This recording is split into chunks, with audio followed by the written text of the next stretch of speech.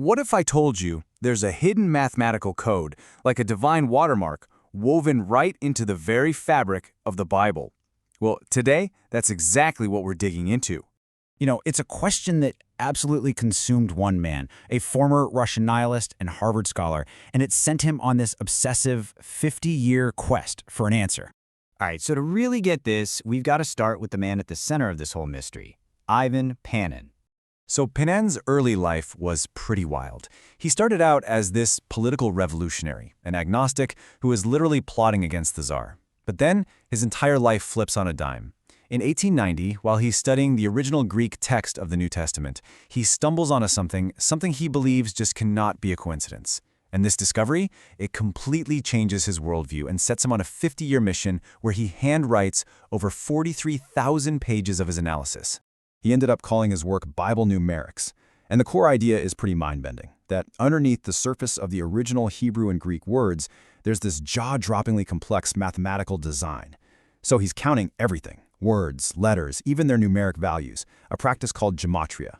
And he claims to find these insane patterns, especially around the number 7. He was convinced they were way too intricate to be just chance, that they were in fact a kind of supernatural signature. Okay, so what did he actually find? Let's zoom in on his most famous example, which he found right at the beginning of the Gospel of Matthew.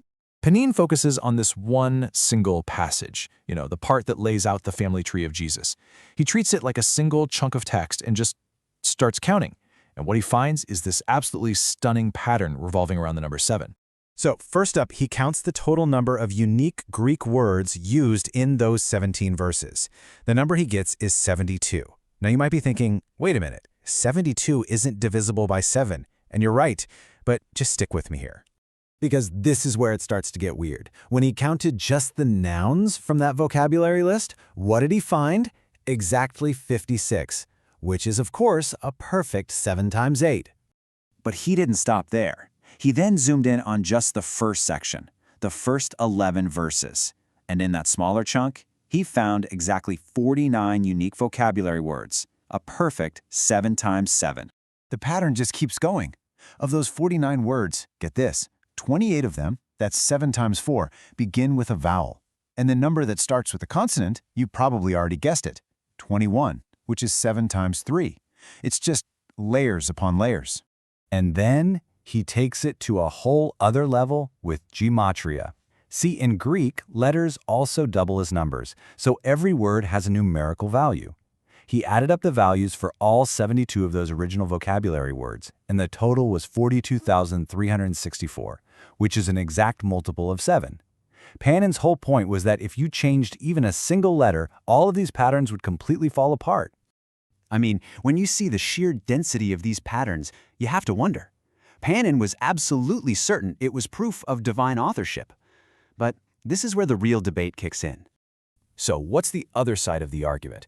Is this really a miracle, or is it a psychological trick our brains play on us called pareidolia, our tendency to see patterns in completely random stuff? Well, skeptics argue that this isn't some supernatural signature at all. It's a classic case of cherry-picking your data. As this one person put it, if you take a big enough book and you look for enough different kinds of patterns, you are bound to find something that looks important. And that's really the core of it. Critics decided, okay, let's put this idea to the test. They basically asked, if this kind of mathematical structure is unique to the Bible, then we shouldn't be able to find similar miracles in other big, complicated books, right? So some researchers applied a similar kind of analysis, looking for letter sequences at equal intervals, to Herman Melville's classic novel Moby Dick. And what did they find? Oh, you are not going to believe this. They found what looked like prophecies about the assassinations of Indira Gandhi, Martin Luther King Jr., JFK, and even the death of Princess Diana, all supposedly hidden in a 19th century book about whaling. And this really shows that this whole search for mathematical codes in holy books, it isn't just limited to the Bible. It's actually a much, much bigger phenomenon. In fact, a very similar thing exists in Islam, with what's called the 19 Miracle, or the Quran Code.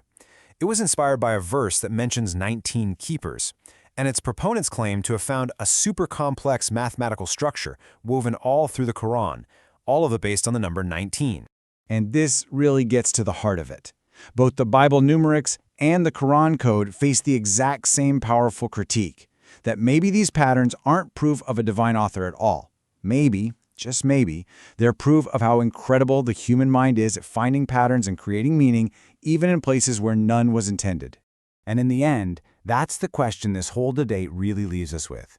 When we look at something incredibly complex, whether it's a sacred text or a classic novel, and we find something that looks impossibly ordered, how do we know what we're really seeing?